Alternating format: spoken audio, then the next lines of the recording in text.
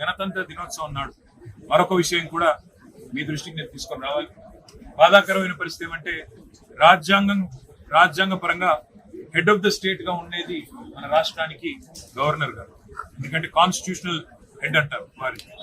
మరి ఈరోజు రాజ్యాంగబద్ధమైన గవర్నర్ పదవిలో ఉన్న ఇక్కడి గవర్నర్ గారు ఏ రకంగా వ్యవహరిస్తున్నారో ఇవాళ రాష్ట్రం మొత్తం చూస్తా ఉంది, రాష్ట్ర ప్రజలు మొత్తం గమనిస్తా ఉన్నారు.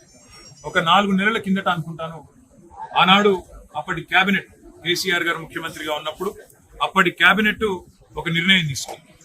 తెలంగాణ ఉద్యమంలో ఆనాడు క్రియాశీలంగా పనిచేసిన గౌరవనీయులు మా ఉద్యమ సహచరుడు సోదరుడు ప్రొఫెసర్ దాసోజు శ్రవణ్ గారిని మరి కేబినెట్ తీర్మానం చేసి గవర్నర్ కోటాలో ఎమ్మెల్సీగా ఎంపిక చేస్తూ వారితో పాటు మరి షెడ్యూల్డ్ ట్రైబ్ గా ఉన్న ఎరుకల సామాజిక వర్గం ఇటువంటి జన్యుల అవకాశాలు రావు కాబట్టి ఒక మాజీ శాసనసభ్యుడు సామాజిక ఉద్యమాల్లో పాల్గొన్న మరొక సోదరుడు సత్యనారాయణ గారు ఇద్దరిని కూడా నామినేట్ చేస్తూ ఆనాడు కేసీఆర్ గారి కేబినెట్ నిర్ణయం తీసుకుంటే ఈ గవర్నర్ గారు రాజకీయ పరమైన సంబంధాలు ఉన్నాయి అని చెప్పి ఆనాడు శ్రవణ్ గారిని అదే విధంగా సత్యనారాయణ గారిని నామినేట్ చేస్తే కేబినెట్ నామినేట్ చేస్తే తిరస్కరించలేదు.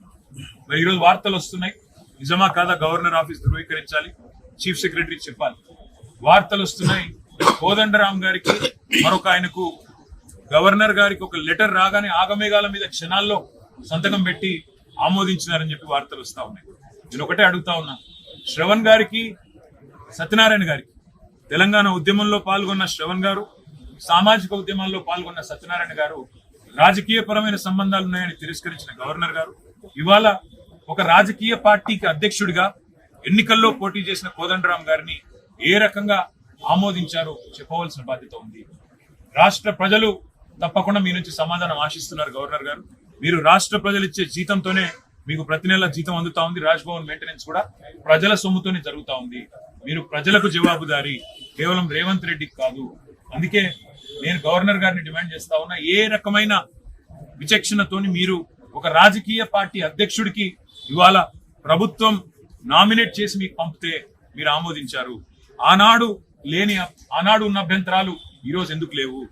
మీకేమైనా కాంగ్రెస్ బీజేపీ మ్యాచ్ ఫిక్సింగ్ లో భాగంగా మీకున్న ఫెవికాల్ బంధంలో భాగంగా ఇది జరిగిందా? గవర్నర్ గారు రాష్ట్ర ప్రజలకు చెప్పాలి. మరి తప్పకుండా ఈ విషయంలో గవర్నర్ గారిని తప్పకుండా అదే విధంగా ఈ నిర్ణయం తీసుకున్న ప్రభుత్వాన్ని నేను అడుగుతా ఉన్నా. ఆనాడు ఏదైతే అభ్యంతరం గవర్నర్ గారు లిఖితపూర్వకంగా ఇచ్చినారో, వీరు రాజకీయ పార్టీలతో అంటగాగుతున్న వారు, సంబంధం ఉన్నవారని ఈ రోజు ఆ అభ్యంతరం ఏమైంది? కాంగ్రెస్ బీజేపీ నాయకులు ఇది వాళ్ళ సంబంధాన్ని బట్టబయలు చేస్తున్న మాట వాస్తవమా కాదా చెప్పాలని చెప్పి కూడా నేను డిమాండ్ చేస్తా.